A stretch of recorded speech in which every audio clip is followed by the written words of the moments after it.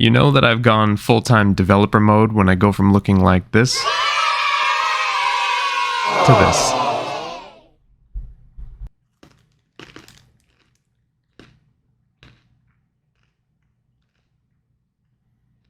You want one? Okay, so the elephant in the room is that in my last Kickstarter update, I mentioned that I wanted to have the game completely finished and tested in the first 2 weeks of July. Fortunately, our good friends at Google gave everybody free digital calendars, so everybody knows that it's way past the first 2 weeks of July. I know it's frustrating when I promise these deadlines and I don't make them. It's incredibly frustrating and it's unfair to you. But the silver lining is that these deadlines make me work extremely hard. One of the problems that's caused this delay is actually a good problem to have. There's way more gameplay time than I expected. It takes me, who knows exactly what they're doing, 2.5 hours to speedrun the first area. It takes my testers maybe 4 hours. And that's actual in-game logged gameplay time on the save. That doesn't even include like reloading, restarting, resolving crashes, trying to find bugs. That's actual raw gameplay time on just the first area alone, and that's like 10% of the game.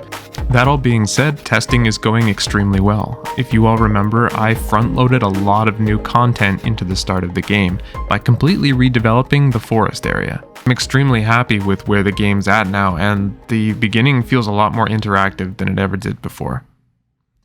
Another unique challenge that we're facing is actually with becoming emotionally attached to the spirits in your party. As most of you know, Toby's Island is an open world game, and the world is a circle, so you can go clockwise or counterclockwise. Naturally, this means that depending on which direction you choose, a different spirit will objectively be the last one that you meet. This means that some players may not actually have a whole lot of time to get to know and care about the spirits in their party, since they actually only just obtained those spirits right before the end of the game. The final moments of Toby's Island are initiated by one of those "are you sure you want to proceed" moments. You have a lot of time to choose whether you're going to end the game or not. And so one of the things I'm adding is opportunities to get to know your spirits better in between getting them and that final moment. So that's going to take a little bit of time, and that's what I'm working on now.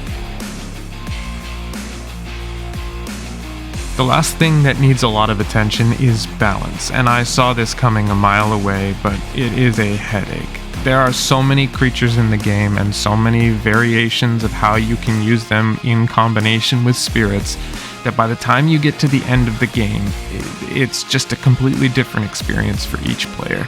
And whether or not you can beat a boss or not depends on a lot of factors.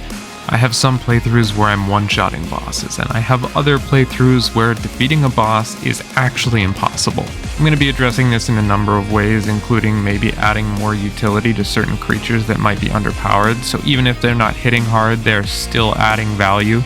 And then maybe some level scaling where bosses change difficulty based on the level of the party, but I want to avoid that as much as possible. I know the game will never be perfect, and after launch, when a lot of people get their hands on it, I'm going to find a ton more wrong with it. I know that, but give me 30 more days and I will have the game in a state that I'm confident with.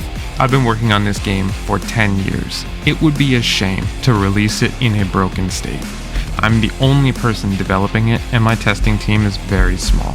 Even though it's late, I'm excited to show this game to you because I'm pretty proud of the state of it. With that said, there's still a lot of work to do, so I'm going to get back to it. As always, thanks for watching. I'm Matt Beer, all the way from Toby's Island.